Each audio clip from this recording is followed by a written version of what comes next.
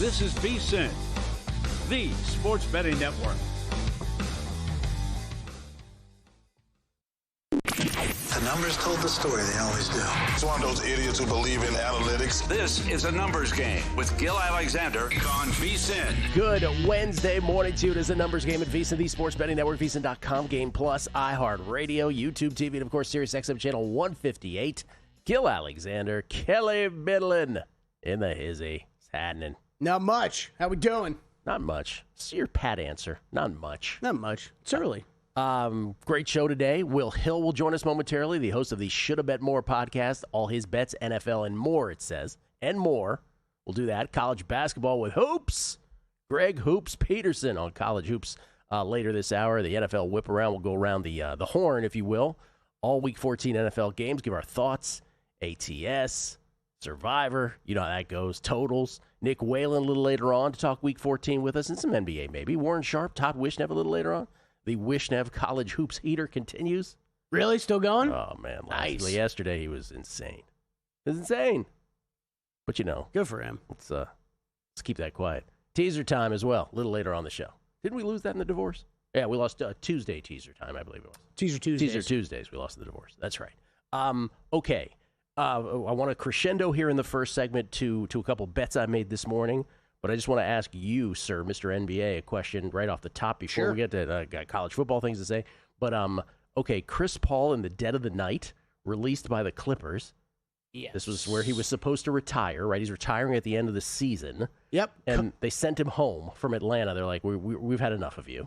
We stink. I just want to be clear. I'm paraphrasing Lawrence Frank. We just want to be clear. It's not your fault that we stink, but go home anyway. And then what happened? And then 2 nights ago, the drama with LeBron talking to the Suns bench and J.J. Redick, you know, like, hey, Bron, we're running a play. Had to burn a timeout. Had to burn a timeout. LeBron was still talking to the Suns bench. My question to you is a simple, what is wrong with your league? What's the deal? Well, I think those are a variety of different questions and answers with those two subjects. Give me the LeBron thing. The Chris Paul thing is the Chris Paul thing. But LeBron, what is that? The Chris Paul thing. I don't want to speculate, but I'm going to speculate, Gil. Never makes you think good things. A legend of the game, that's how you get treated like that. And, I don't know. There's been things that have happened with players recently that make you ask a lot of follow-up questions. So I think there's a lot more details and answers that we need to hear from the Clippers on this. I don't really know how you just... you cut a legend loose like that in the middle of the night. Middle of the night. He announces on Instagram, ESPN's got a follow-up with the Clippers on it, and they get that out of Lawrence Frank. Really not much answers about that on a road trip in between Miami and Atlanta. So I don't know. I'm really curious to hear about that. And then LeBron, I don't know. It was a silly... I would like to think that was a silly once-in-a-season type thing that you would see out of him, but, LeBron's a bigger issue right now. LeBron don't look like LeBron so far this year. The jumper's off. He's still coming back. I think he's still working back from this injury. And the bigger long-term problem for the Lakers is how does he really fit in next to Luka Doncic and Austin Reeves, who have been so awesome and were so awesome with him out of the lineup. First time in his life he's ever been second fiddle. Clear second fiddle. Clear, right? We remember this conversation. This was such a big deal when he joined the Heat. In 2010, we're talking 15 years ago, right? How would he operate with Dwayne Wade? How does this end? That's all I want to know. How does this end with him? In disaster. I don't know. It really just, does it get to a point where he demands a trade? He demands it? Mm-hmm. Yeah. By the way, I'm busy talking to the opposing bench. You better trade me. And is there any team that, is actually going to want to put, pony up what they're going to need to? You know what? They should have not played him and not let him get to his 10-point thing, that streak that I was going to say, that was another stuff. That was the bigger gambling story from that night, was his 10-point streak continued. Which people bet on. Man, they used to offer that prop. I don't know if FanDuel's still offering that. But all right, just curious. I just want to know how it ends. It's fascinating to watch the soap opera that is the NBA. Oklahoma City wins again, for those who have the 70 wins prop, or specifically the 74 wins prop, to break the all-time record. Well, played the Dubs last night, the team that has the record of 73, beat them. What are we now, 21-1? Is that what we are? Yep. Wow. All right. What do? You got to go 53-7 the rest of the way. 53-7, that's all. Big night from Denny last night. Avdia again, Big 25-14-8 for him. Blazers lose, though, to the Raptors. But cover. Drew had that one, right? That. Yep. Yeah. Okay, college football. The 5th iteration of the 6 college football rankings yesterday. And I just want to say this. This will be the last I'll mention this till next week when it's all said and done. Because I'm tired of making this argument and just I'm so sick of the subjectivity of all of it. And the committee is just so ridiculous how they apply whatever reasoning they want to anything on any given week, let alone any given year, and all that stuff. But I will say this last night. The noteworthy thing is this. So I was there's first of all, on the one hand, there's the fascination of if Duke wins the ACC title game, right? If they win the conference championship, will the committee put in a 5-loss Duke team? And we've already talked about that ad nauseum where it's like, no, probably not. We might get 2 group of 5s, right? We might get a James Madison in North Texas or a James Madison in Tulane, right? Which already is Michigas in the the final 12 to have 2 of those teams in. But the big thing that I wanted to talk about this past Monday, was, okay, what if the disaster scenario is, I said, what if Alabama wins the SEC title and BYU specifically wins the Big 12 championship game against Texas Tech? Then which of the teams that everyone was acting like was a done deal that we're in, specifically Oklahoma, Notre Dame, or Ole Miss, which is the team that's going to get bounced? And I think we have our answer now, which is Notre Dame, who falls in the rankings. Ole Miss went up in the rankings, so the committee is not applying any Lane Kiffin's not their reasoning to anything because they're an SEC team. Which also just feels like a statement, right? To move them up one spot, these rules don't apply to SEC teams. Yeah. And then Oklahoma, which I think a lot of people would think is the worst of those 3 teams, although that doesn't apply to them either. So it looks like Notre Dame is now positioned to be the team in that scenario that gets bounced. Forget about the Vandys and the Texases of the world and the Miamis in that scenario. They're toast also. But now here was the thing. Alabama now moves up to 9 ahead of Notre Dame. So now I get the impression that forget the first part of that where I said, well, if Alabama wins the SEC title game and BYU wins the Big 12, forget about the Alabama part. I think even if Alabama loses the SEC title game in anything that isn't a blowout, I think they're in no matter what now, it appears to me, by this ranking move. I think they're in as a 3-loss team. Why, Kelly? Because they're Alabama. Yeah, okay? Sure. Yeah. So no rules apply to them, right? So, and then if BYU wins, the same thing still applies. Notre Dame is out. But if BYU loses, so let's say Alabama loses, BYU loses. I think Alabama's still in. And now I think there's an opening for Miami. Because Notre Dame falling, and Notre Dame is ranked 10th, Miami's ranked 12th. That's not the bracket, but that's in terms of the rankings. Now they've gotten Notre Dame and Miami as close as possible together. And so in the scenario where BYU, the team in between them, loses, I think then the committee, this question that has plagued them this entire process, right, which is, but what do you mean Miami beat Notre Dame, which they haven't been able to reason away, right, as much as they've tried doing backflips doing it. I think in that scenario, Miami gets in over Notre Dame because now there's no other teams to pollute it in between. So I think, conclusion, Notre Dame is toast any which way. I think Notre Dame is done. I find it's just comical to me because it feels like it is several years in a row now. I mean, maybe since the beginning, but just always feels like these second to last, third to last ones are just the sole goal, Gil, is to move everybody in motion. Correct. That gives you the most outs possible. Well, when you've got to finally make decisions, you've lined up things that you can explain it in a way that will, maybe pass the eye test for a lot of people. It's positioned to justify what happens after these championship games. Right. Because in the past they've done it beyond, in the last possible iteration of a ranking where they're like, oh no, we don't want to surprise people at the end. Let's just set it up so that we can justify it now. Anyway, that's the reaction to that. Alabama minus 1,800 to make the college football playoff because I think win or lose, unless it's a blowout, right? But I think win or lose close, they're in. Last thing before we move on to Will Hill, because Will Hill is standing by. Hey, UNLV made the board. 30-1 to make the college football playoff. Good luck. Okay. The last thing is, Kelly, we think about things to talk about on the next day. Kelly does a great job of saying, oh, this is an interesting market. Let's talk about this. So last night, you found stage of elimination over at DraftKings in the NFL. Mm-hmm. And the way that you couch it, this segment is coming up later in the show, just telegraphing the pass here. We're going to do it almost with a comical twist because it's going to be only about teams that we don't think good things about. I'm going to put our feet to the fire. It's the teams that everybody thinks we hate and talk a lot of crap about. We're going to actually discuss. We're going to predict the stage of elimination, and then, of course, when it all is said and done at the end of the year, we're going to go back and laugh at ourselves. Yeah, when the Bears win a Super Bowl, something like that. Yep. But in that process, you found some other ones. In that process, as some would say, I was almost annoyed that we were going to talk about that because I was like, how is this a bet? The Dallas Cowboys, who I have power ranked 11th. Probably you have them in the top 10, and are playing as well as anybody in the National Football League. To lose in the divisional round, they're 12-1. Stage of elimination bets. To lose in the conference championship, they're 22-1. Now they haven't been to a conference title game, since I believe it was the Taft administration in the early 1900s. Sounds right. I might have that wrong. We'll do an investigation. But this team, the rest of their schedules we discussed yesterday. To the game tomorrow night. Now, I'm correct in saying it's tomorrow night as opposed to yesterday when I was saying tomorrow night. Yes. The game tomorrow night at Detroit, where Detroit is banged up big time. That's their hardest game the rest of the way, right? It's Vikings-Chargers at home, at Commanders, at Giants.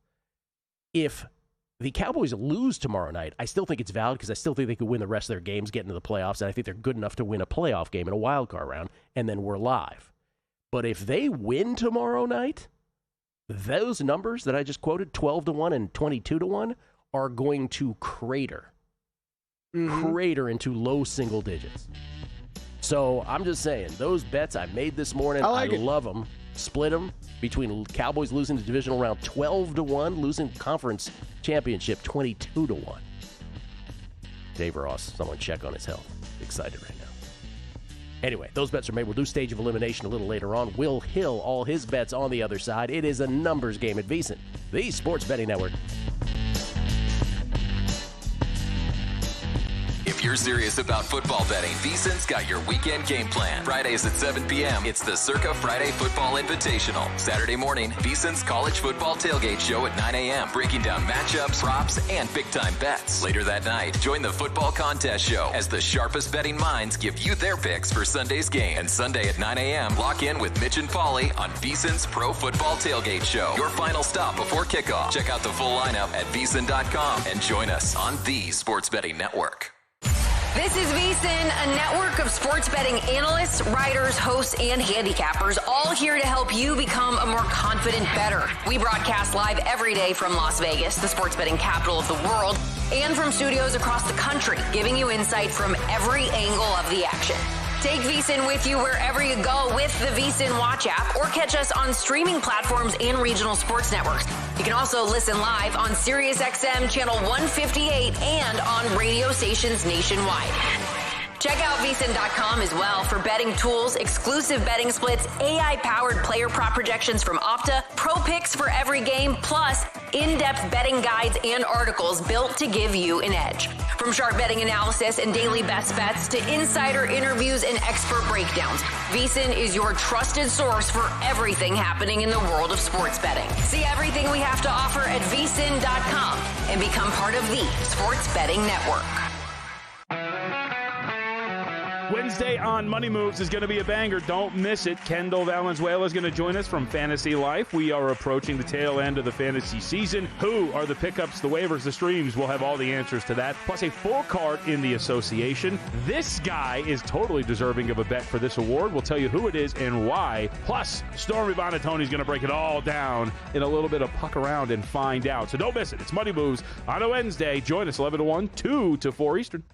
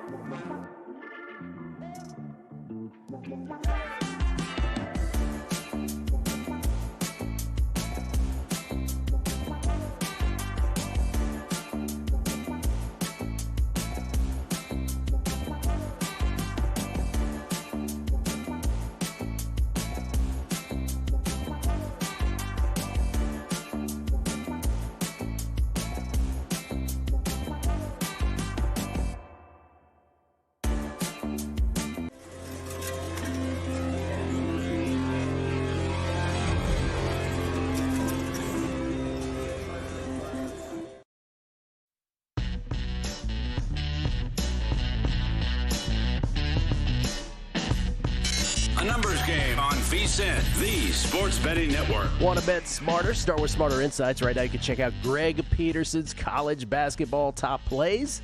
He's coming up on the show a little later on. Lou Finocchiaro's UFC 323 picks. And Steve Makinen's first month of college basketball observations. That's all on the website. Later today, you can check out Zach Cohen's NBA picks and props, Jonathan Davis's NHL top plays, and Dave Tooley's NFL Week 14 takes. We have extended our Black Friday special until Sunday. Get full access to everything we do until May 1st for only $60. Go to VSiN.com/subscribe now. Kelly, you want to chime in on the Black Friday special, which extends through Sunday? Check it out. One of the best we've ever had at VSiN. Go get it. Just curious if you wanted to comment on the calendar. Get it now before Christmas arrives. Kevin Ryan on Twitter, we get tweets. Gil, what was your reaction to the Red Zone going split screen and showing post-game interviews with both Aaron Glenn and Bryce Young? I didn't even notice. I didn't notice either. I didn't even notice. I think was there a lull in the action? I'm okay with that. People, the whole Red Zone. Oh no, they're going to have commercials, or they're going to do that. None of that has made any impact on me. I don't even notice it. Although, did I catch? They upped them this past week? Oh, yeah, they're about to up them. So we'll see. About to up them? I think so. Did I hear 16 spots? Yeah, so we'll see if I notice that. But I don't, so far, nothing has bothered me with it. Oh, I think it's, I texted Emerson Lazio right away. I was like, hey, do you get to, it's actually badass, in my opinion, that you get to be the voice of the guy who ruined Red Zone for everybody. People right first week were like, oh my God, that DraftKings ad. No. The greatest thing that has happened with Red Zone this year is that, thank God, there are not more Hawkeye situations where Scott Hansen has to openly gush about the NFL's usage of this amazing new technology to the audience of one that is Roger Goodell. Thank God, this is one of. Thank God. This is one of how many NFL rule changes in the past 10 years that seemingly was a thing for the first 3 weeks of the season. They're like, no, this is too tough. Let's just pretend it doesn't exist. Brian Schaefer, 31, Gil, Alabama's in regardless. They got to the conference championship. How can you penalize them for that? Or they wouldn't play the game and keep the record the same. They're in over Ole Miss and Texas A&M. Those two teams didn't have to play the championship game. I know that's the rule. But I'm just saying they wouldn't be as adamant about that rule with another team, and now they've made the move with the rankings to justify it if and when Alabama does lose this weekend. By the way, what's up with my league? For the 27th consecutive year of my life, we're arguing over the dumbest college football things. Oh, it's because it's not a sport. Okay. It's because it's not a sport. There you go. No, we play a regular season, and then people get in a room and they're like, let's figure out how this works best for us money wise. Will Hill is here. Courtesy of the Progressive Guest Line at not the Will Hill, V with 2 E's. Once again, the host of the Shoulda Bet More podcast, also doing write-ups at Fox. What is your latest one there, Will? Good morning to you. Gilly, what's going on? Yeah, I have a few columns a week. Do a column where I pick every NFL game, make a bet for every NFL game. And check out Shoulda Bet More podcast. Mike Sando on today, NFL awards voter. Go through some of these awards, get his thought process on that. So check that out. Love Sando. Sando is an AP voter as well. We have him on once a year to discuss as well. Soft-spoken, has been writing about the NFL for decades now. Good on you. And did you have did I see a college football bet or two in there, like a futures bet? Or am I completely mistaken about that? We can get into some college football because I didn't write about this. Yeah, I did talk about this on the podcast. You kind of stole my thunder. Where does that saying come from? I didn't even know I had thunder that could be stolen or where my thunder would be. Good one. I think they're setting it up for Miami to maybe get in here. Yeah. Do they really want, if Duke wins this game, wins the AC title game, do they really want to leave the ACC out?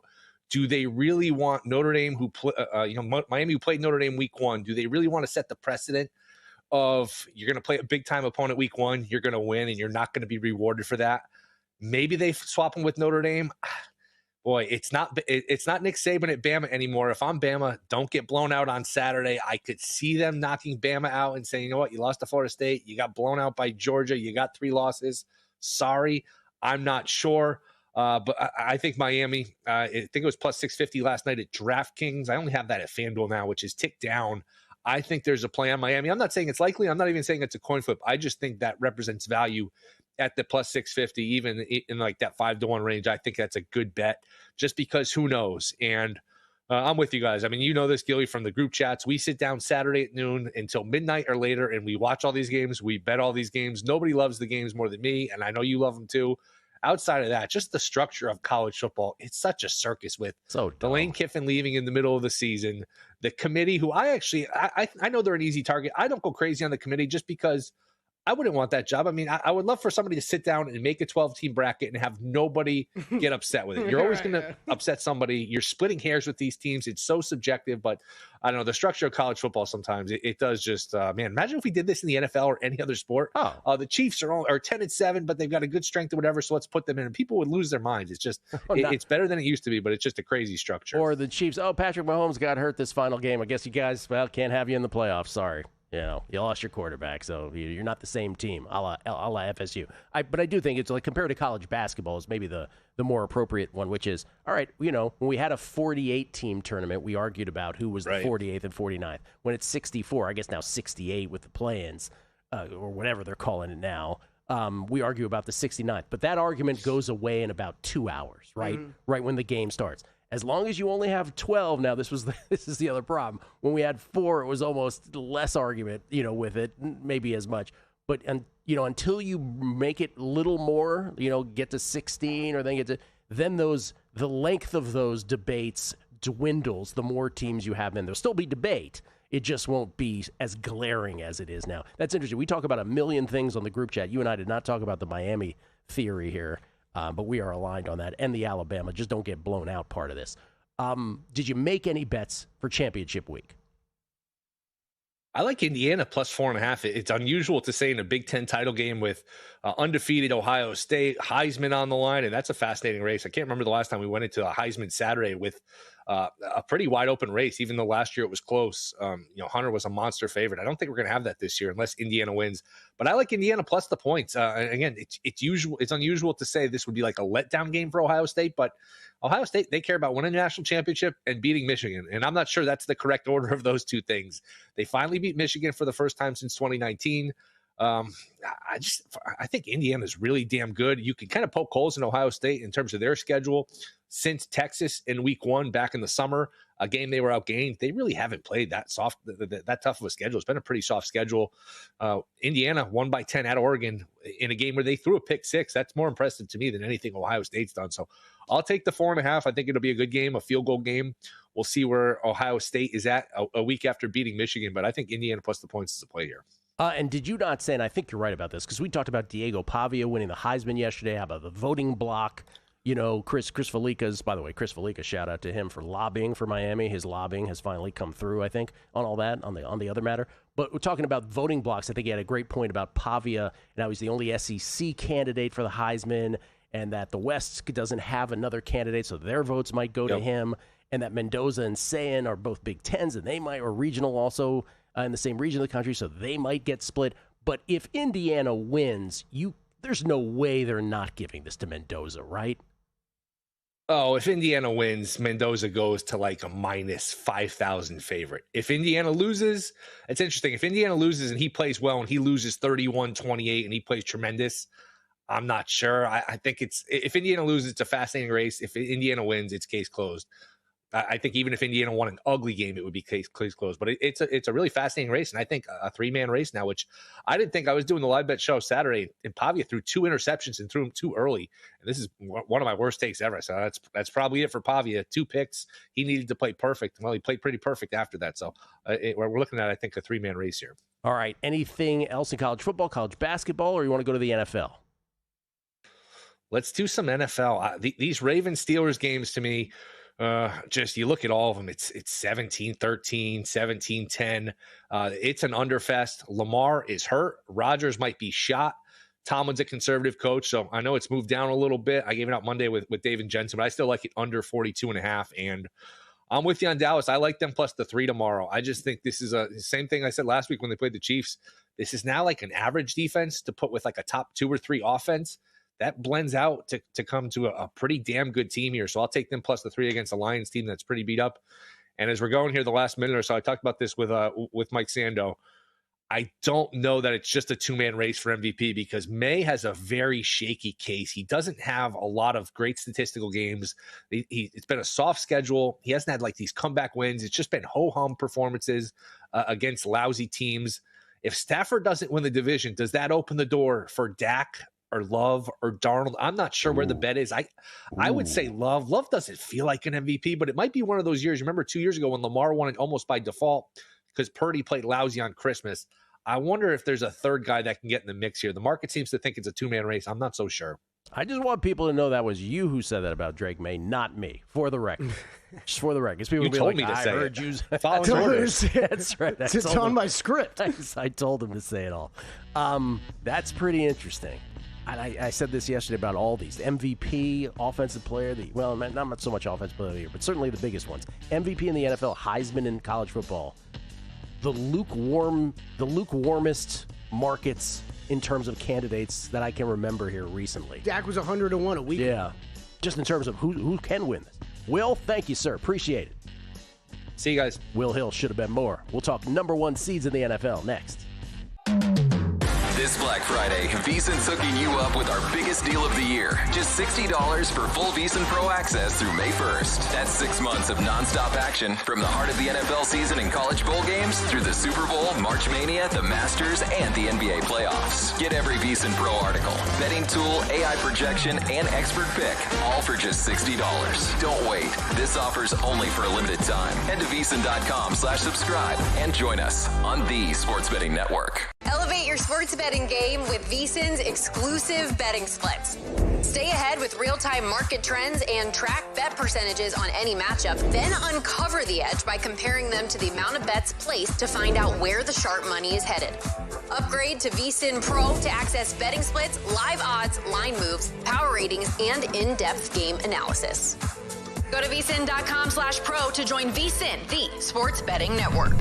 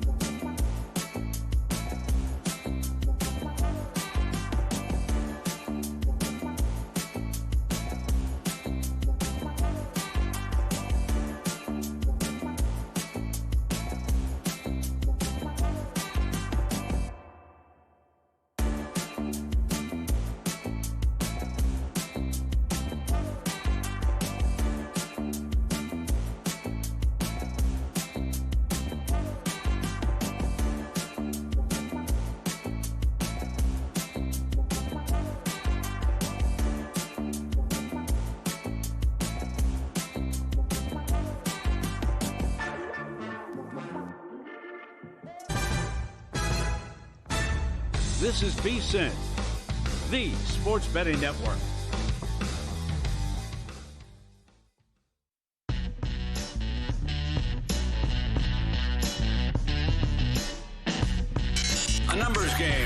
VSiN, the Sports Betting Network. Think you can out-handicap one of our own? Well, here's your chance. First Bet is giving you a free chance to take down VSiN's Mike Somich. I know you've been sitting around your house like, if I could only take down Somich. Well, now's your chance.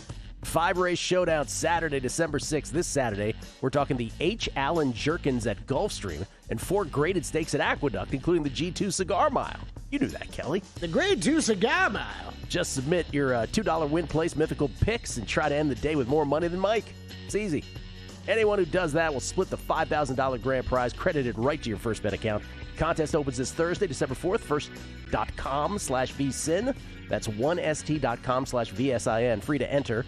Bragging rights included. How about that? I am absolutely signing up for this. Ladies and gentlemen, there has been a major oversight on this here program this morning, and it is a major oversight by me. This gentleman to my left, Kelly Bidalon, has a birthday today. Happy birthday, Kelly Bentley, everybody. Thanks, Gil. Appreciate it, man. What are you now? What are you, 23, 24? What are you now? 39 years young. Oh, man. It's a big one next year. 39. How you feeling? Not excited about it. Are you one of these guys who likes to live it up on your birthday? Absolutely not. Why do you think you didn't know about it? Yeah. I don't know what your birthday is either. I'm not a birthday guy. I do not have a birthday. You don't have a birthday. Yeah. I'm not. I don't know. I feel like you're the same way. I'm not a big birthday. I'm not a birthday guy. Especially when you see like society default. You know what I heard like a couple months ago? I've been ripping on birthday weeks for years now. Oh. Like the people turn into a week, and they will openly call it their birthday week. A few months ago, I heard the term birthday month for the first time. I know girls in San Francisco. It's like their birthday month. They let you know. Oh, it's my birthday month. I'm like, for God's sakes. So yeah, I'm good. Are you an adult? Guess what? Is my next question. It's a Wednesday in December. That's what today is. Congratulations, Kelly Bidlin. Made it longer than many thought. One more time around the sun. 39. Or in Roman numerals. What is that in Roman numerals? XXXIX. Is that correct? I believe so. There you go. Well done. Oh, man, I have to look that one up. We get tweets at Beating the Book. Always appreciate the feedback. Corbin. Morning, fellas. Had a pretty decent night last night at the blackjack table at our local casino. Had to walk away in the middle of being red hot for a late night appointment. Okay. Going back there today. Any tips if they're going to start kicking me out, Kelly, he says? Any tips? What do you mean? You're now the official. What do I do not to get kicked out guy? No, the question was what do I do once I get kicked out, right? Well, he's just trying to avoid getting kicked out. Yeah, maybe don't go back to the same spot. There's his advice. No, I mean Steve brought this up last week or whatever the hell we were talking about it. But usually most places you do get the pit boss who hovers over the table. If you're feeling the hovering, that's your time to back away. Okay. This is from, let's see here, the great Swami Gator. He says it's hilarious that we had 2 days of being thankful from Gilly Kelly only to go back to them complaining about everything on Red Zone, college coaches, etc. LOL. And I replied to him, I said, well, except for the fact that we were saying the exact opposite about the Red Zone, that nothing bothers us about it where it does other people. Other than that, your tweet is wonderful. Yeah, we're fine with that. We complain a lot, though. Other than that, your tweet is solid. Razorblade says, he says, log into your Kalshi account and retire. Gil. Notre Dame is 76% to get in. Don't think that qualifies as toast no matter what. Let me just be clear about this. I have no agenda in this. I don't care who gets in. I don't have any bets on the matter. I'm just saying that the way that the committee is setting this up feels to me like that's what they're setting it up to do, that Notre Dame is toast no matter what. You didn't have to listen to me. Will Hill just came on last segment and said the exact same thing about this is setting up for Miami to leapfrog Notre Dame. That's what it feels like to all of us. Okay. AFC #1 seed. Real quick, Gil, got a couple sort of breaking news notes. Brian Hartline agrees to a 6-year deal with South Florida to become a head coach there. There you go. For you USF Bulls fans. And then Ian Rappaport, a couple minutes ago, Mike Evans' practice window has opened. Him and Jalen McMillan back at practice today. This is the first year where Mike Evans won't get to 1,000, huh? Yeah. Yeah, that streak ends. JC, by the way, listener on listener tweets. I love this. He goes, we need to circle back to that late night appointment for the previous tweet with Corbin. Corbin had a late night appointment. Yeah, that was I like it. I like how quick the person tweeted it afterwards. That's right. Caught that right I like away. it, Corbin. All right. Well, he was hot at the table. You had to go see someone about that. Yeah, when you have an appointment like that, though, doesn't matter how hot you are, I guess, at the table. He might have made that appointment while he was getting hot at the table. AFC number 1 seeds, I have been consistent about this for about 4 to 6 weeks now. And now they are the short shot, the Patriots, 11-2, minus 110. I was advocating this about 5 weeks ago when they were plus 700. Hope folks jumped on this, and it all was about the schedule. Not because I think the Patriots are all that great. By the way, that Will Hill segment was great because he corroborated a lot of stuff that I say that people hate me for, and he said the exact same thing. Obviously, the Notre Dame thing tweaked some folks. But the Patriots, who people think I hate, and people think I hate Drake May, I don't. Their schedule is so easy, right? You can only play who's on your schedule. It's not their fault. But can you properly evaluate them is all we're saying about the Patriots. But number 1 seed? Sure. The way they play, look, Drake May and the Patriots, the way they beat the Giants the other night, he barely broke a sweat. Mm-hmm. And what's in front of him after the bye week, here this week? Bills at home, at Ravens, at Jets, home Dolphins. I mean, what are you losing? One of those, maybe? Maybe 2? I don't know. Man, maybe 2. It's a little harder than it's been. Let's put it that way. You win that Bills game, though, this is probably over. But I like the Patriots. I've liked them the whole way. I still like them to win this. Can we flash up the screen again what some of the other odds were? Broncos, who have won few. By the way, just look at the records. So it's really a 2-team race at this point, right? Like, that's all it is. It's Patriots versus Broncos. And I just don't trust. First of all, the Broncos still have a much harder schedule than that of the Patriots. 542 aggregate remaining win percentage for remaining opponents for the Broncos. 458 remaining for the Patriots. So, so I just think it's the Patriots. I think it's always been the Patriots for as long as we've been doing this. I think this market's tough right now to make a bet. Yeah, I think it's over. Now. I don't think you make the bet anymore. Yeah, right. Yeah. I don't know that I'd jump in right now because it is. I mean, gosh, I'd even like to make a case for. Okay, Bill's going to play the Patriots. Could the Bills have a chance here? I don't know that we've tried to poke holes in the Patriots and Broncos for weeks and weeks and weeks here. So I don't know that it would be completely out of the realm of possibility in my mind that those teams could lose a couple games down the stretch here, no matter who they're playing, no matter how easy the schedule is. But just like it's 2 losses to 4. Right? We've run out of runway for these teams to really catch up. Could the Bills do you have any confidence in the Bills or Jaguars leapfrogging from 3 wins down at this point? So, but they do have a game to play that so it could be 2 wins down. Right. You do have the head-to-head advantage. The problem is down as I am on the Jaguars, Colts, and Chargers here too. You can't just say, hey, I like the Bills, and it's a 3-team race. Like, you can't ignore that there are 3 other teams that have the same record as them. Well, so, if I had to, I think it's going to end up being Patriots. I think it's going to end up being Patriots. Well, let me see if I can make the case here, though. So the Bills, right? The Bills now play. If I had to make a bet today, Gil, it would be on the Bills. It would be on the Bills, who are 15-1, have the 17th, so a middling remaining schedule, right? But here's how it would work for the Bills. They would win this week, right? They'd be 2 back, then they'd beat the Patriots. Mm-hmm. And then the season series would have split. Right. And then they're 1 back, and it would go to tiebreakers beyond the head-to-head. So, I mean, there's a path, right? There is a path there for the Bills. Definitely a path, and that's a schedule they could win out. They could win the rest of the way. NFC number 1 seed now. This is a little more interesting. Yeah. A little more interesting. Bears, Rams, Seahawks, all at 9-3. Look at the difference in the odds. The Bears are 7-1. Why? Because they have the 5th hardest remaining schedule. Note that the Seahawks have the 4th highest or hardest remaining schedule per aggregate win percentage of opponents, and yet they're plus 320. They're less than half the odds than that of the Bears. The Rams are by schedule remaining of those 9-3 teams, they're the proper shortest shot at plus 145.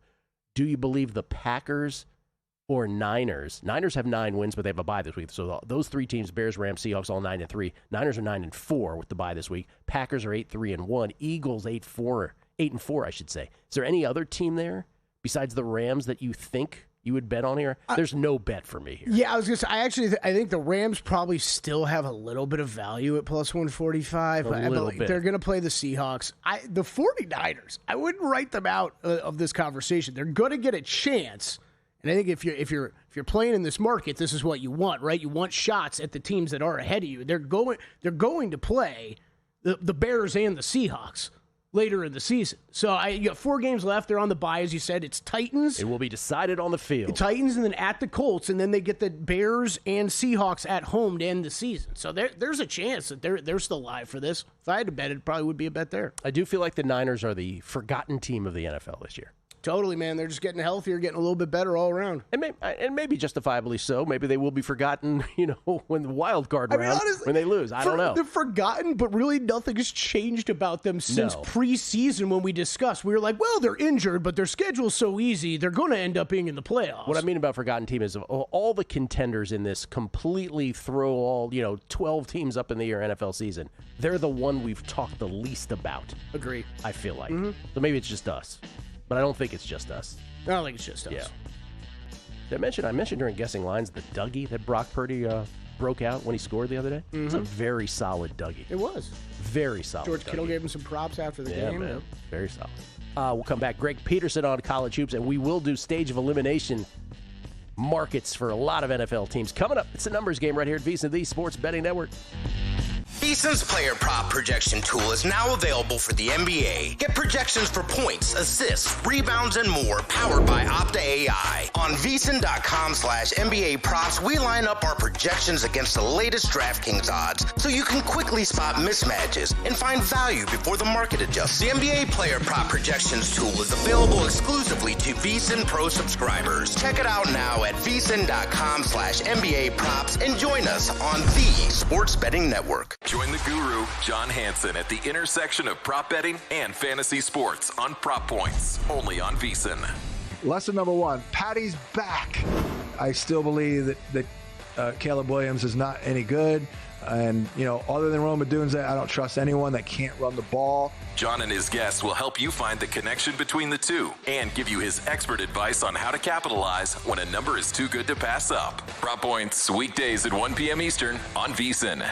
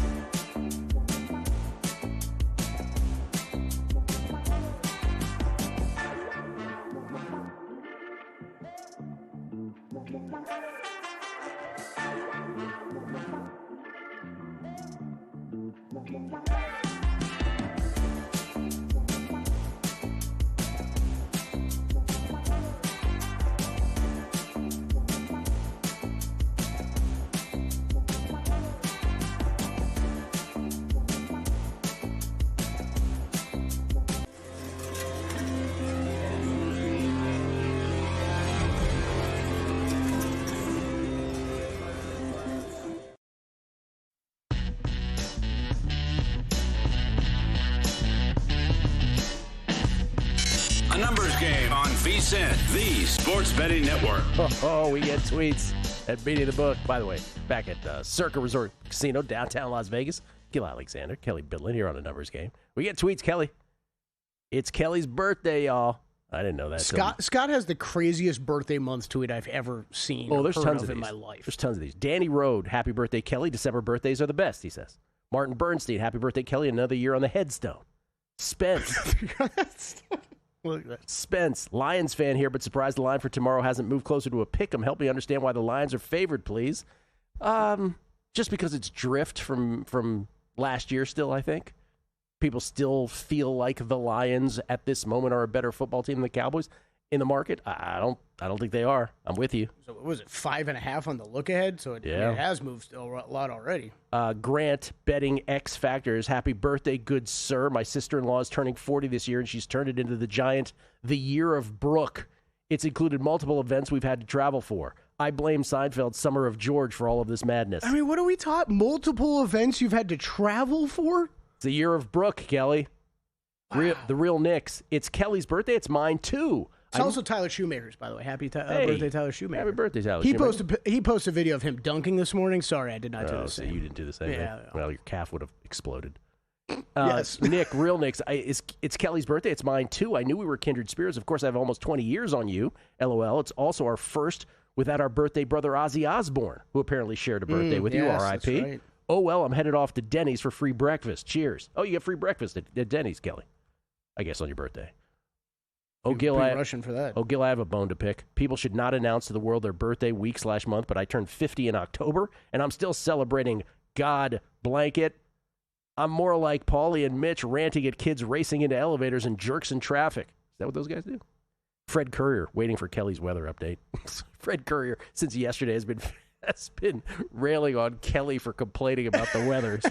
Waiting for your weather update. You know what? It was a little warmer this morning. I didn't have to bring a jacket. Spence, happy birthday, Kelly. My ex-wife thought she deserved a spring break in her 40s. T. Sheldall, I remember my first appointment. We all do, T. Sheldall. Scott, New York Mets 16. This is the one you're talking about. My wife is one of those birthday month people. My son was born C-section, and she made the appointment for February 1st because January was her month. What? She's got to have her birthday month before the kid can pop out. She couldn't share it with the kid at all? That's wild. Las Vegas 514, yo. Happy birthday to young Kelly Bidlin. Says it's just a regular day, and I'm sure you're not expecting any gifts. What was a younger Kelly's best birthday gifts? Oh, God. How young? I mean, like, you for the past, 20 years, it's just been, go out for a hard night of drinking. I mean when you were a kid. What was the birthday present you remember above all? I don't know. I'd have to think on that. Okay. All right. We got tons of these. I can go on. But Greg Peterson is standing by. Courtesy of the Progressive Guest Line. You can follow him on Twitter at GUnit_81. The man who has 2 streaks alive. And I'm talking about lifetime streaks. 12 miles a day running, which is, again, gone on forever. Over a decade.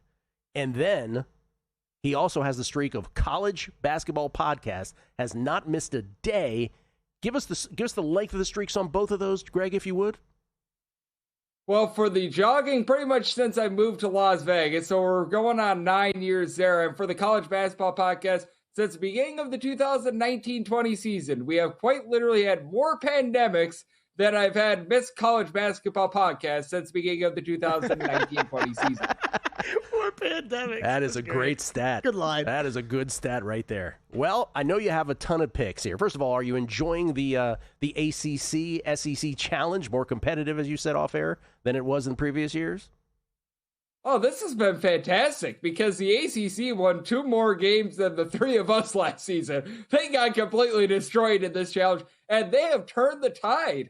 They are currently leading this challenge, if I'm not mistaken, 6-3. If my offhand math is correct, this has been great, and we've been seeing some really competitive basketball. I have thoroughly enjoyed this. I'm still missing the Big Ten versus ACC challenge that we used to get. I wish we got more of these because I love seeing these teams tested in a true road environment, but this has been great. And a lot of people are saying, oh, how do you follow Feast Week? Starting Big Ten Conference play and the SEC ACC challenge, I would say that college basketball is doing a pretty darn good job. All we need is more random college basketball games to Hawaii now to really make me happy. All right, before we get into your Fab 5 of picks, Greg's Fab 5, who's the best team in the country so far to you?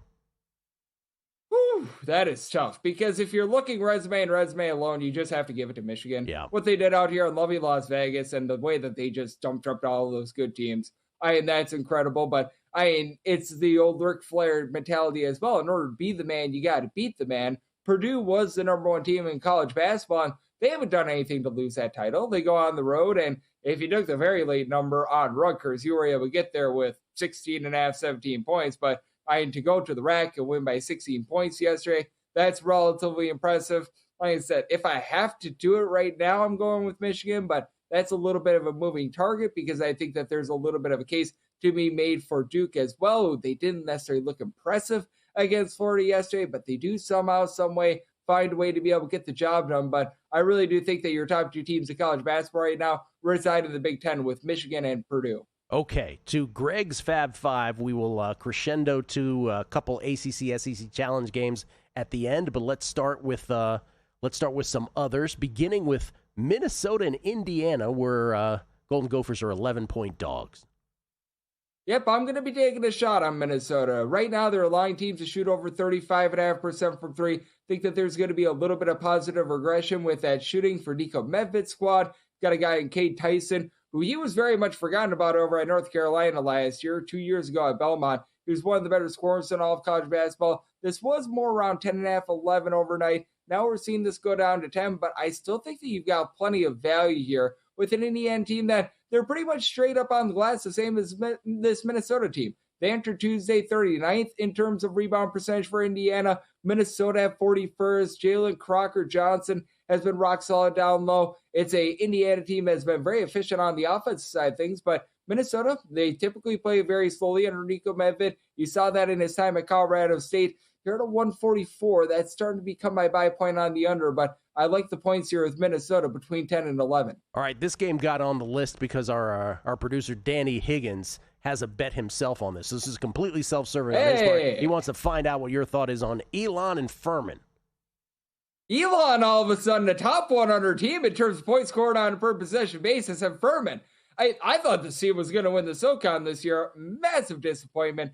Furman always good in terms of their 2-point shooting percentage, and they are this year. They're right now clocking in 332nd in terms of points scored on a per possession basis. So they lost their entire backcourt from a season ago. Now you've got an Elon team that they find a way without the Simpkins brothers from a season ago, along with Matthew Van Komen, a 7'4" big man, to actually be even better in terms of their offensive rebound percentage. They've really been able to ascend with their 3-point shooting. They're starting to gun it a little bit more. I feel like this Elon team is being a little bit undervalued because a lot of people are looking at that name brand of Furman. Give me Elon here, not just with a +2.5, but on the money line.